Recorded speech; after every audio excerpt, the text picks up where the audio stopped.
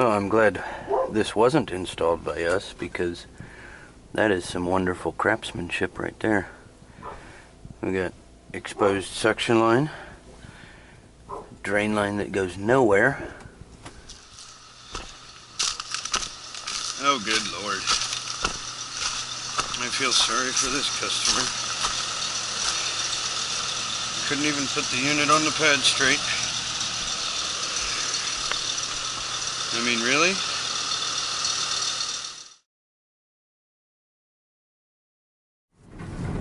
It is 6:15 a.m.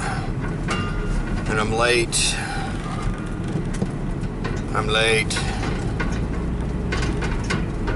I've got to stop by a friend of the owner's house on the way in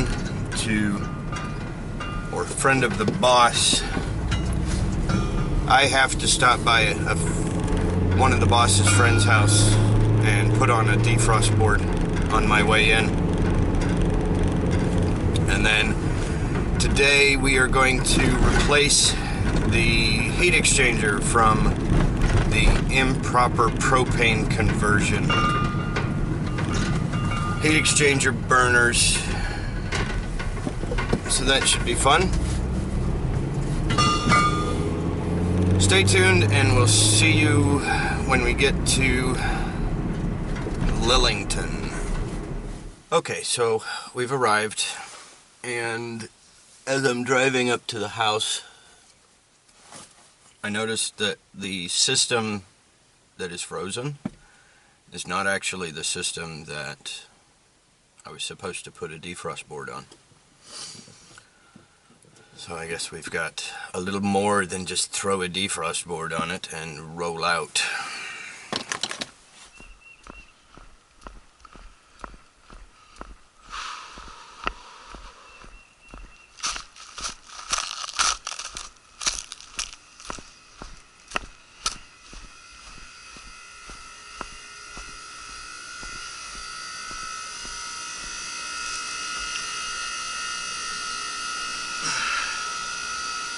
So there's a frozen one.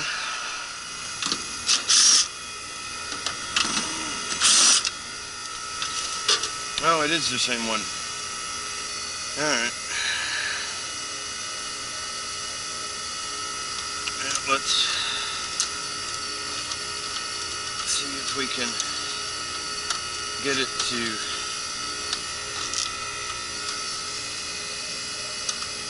thaw out naturally or unnaturally.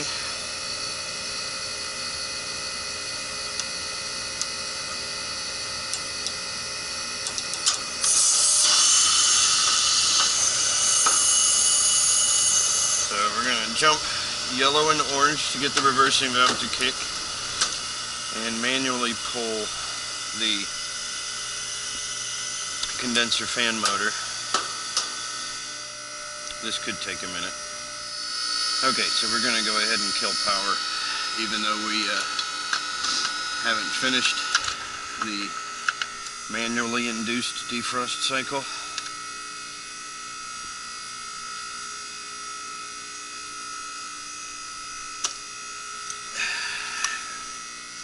Partially because when we replace the board, part of a test would actually be to see if it'll go into defrost or not.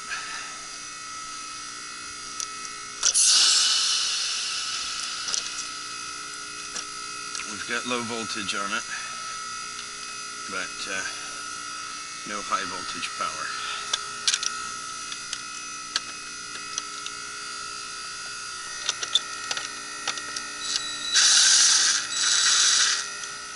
Gloves. I hate them.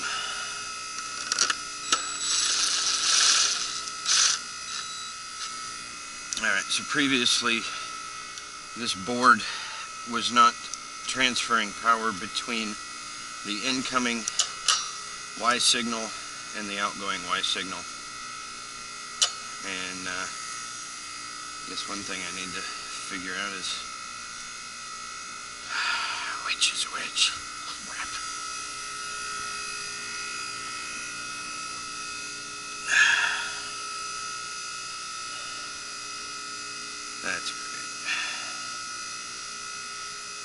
Never even thought about that.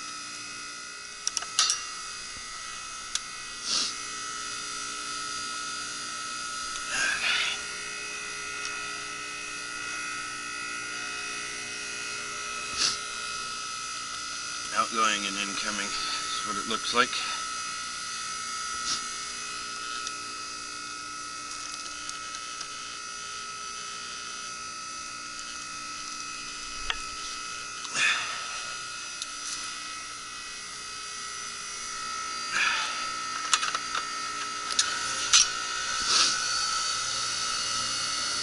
Alright, so power's back on, system's running.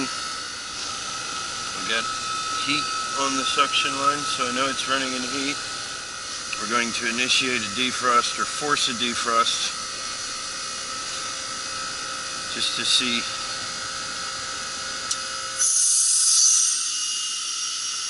Okay, so we went into defrost. My hands are freezing.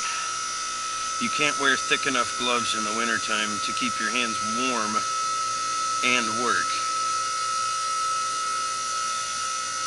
It's funny because a finger that's uncovered, doesn't have a tip, is not as cold as this finger.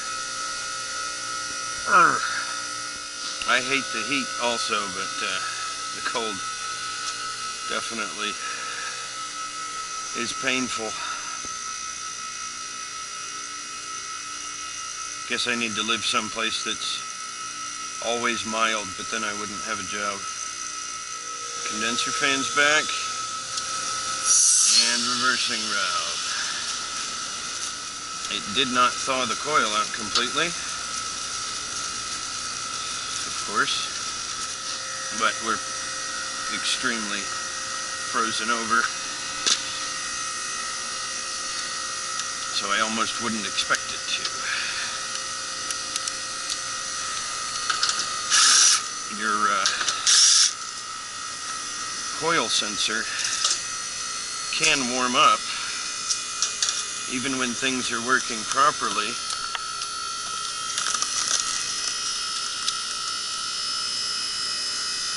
But if you're too far behind, then you're not going to get rid of the ice completely.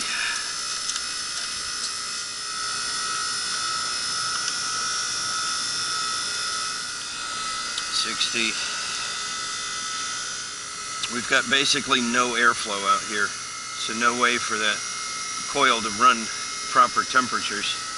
I'm not concerned that there's actually a problem here, other than it's too far behind.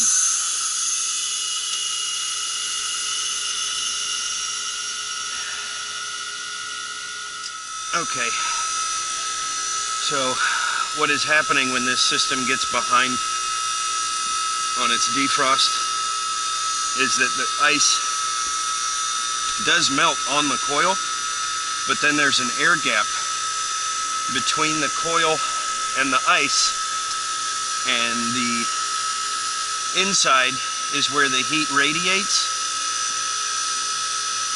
So the inside is clear, but on the outside the heat simply just escapes to the middle and does not touch the ice on the outside. So I've gone around, this side's pretty simple, I've gone around and pulled a bunch of ice off of it, but around the other three sides it is more difficult to get to the ice. So what I did is I went around and bumped the sides of the unit to get the ice to break and fall in, and try to make more contact with the coil. And I've cycled the condenser fan a couple of times to get the head pressure back down again, so that we don't trip out on head pressure while we're running defrost. With the defrost timer, there is also a limit to how long it will defrost. So simply forcing defrost over and over would take a long time for that coil to actually come loose, trying to simply speed the process up.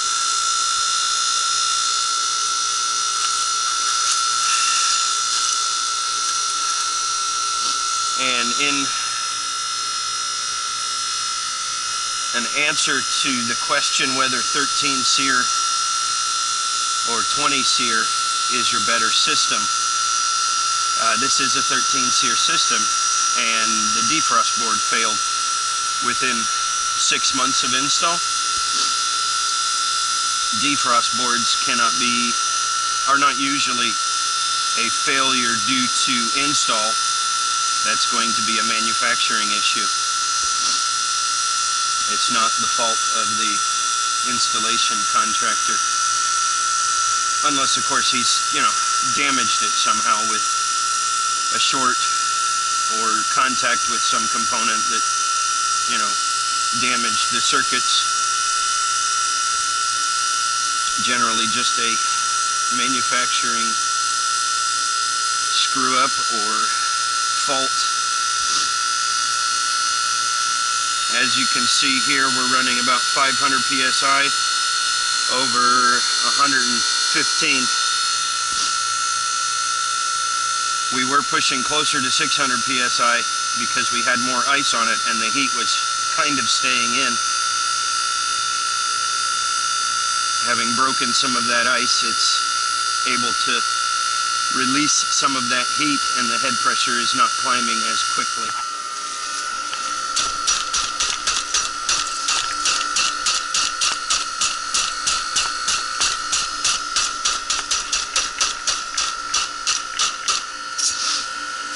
Obviously, I could disassemble this unit, but I wasn't supposed to be here this long in the first place.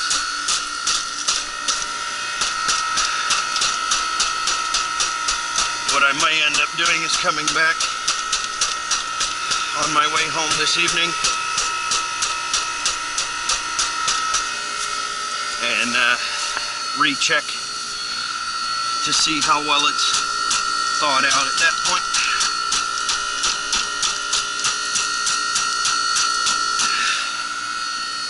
Anyway, we're going to set it back to what it was and check on it this afternoon.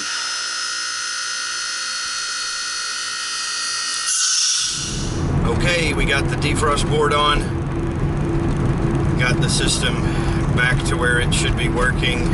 Got as much ice off of it as I could without tearing the unit apart and breaking it off manually.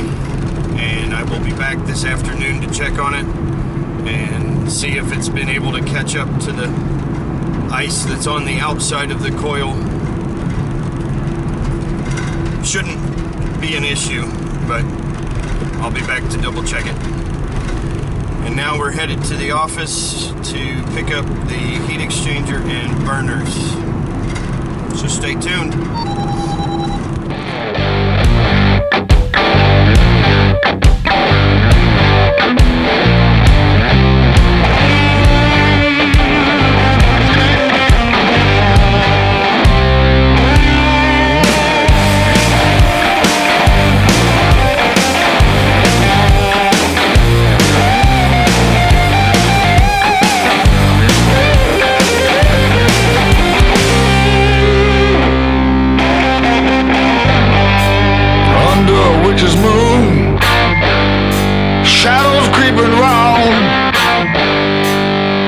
Chill coming down on me.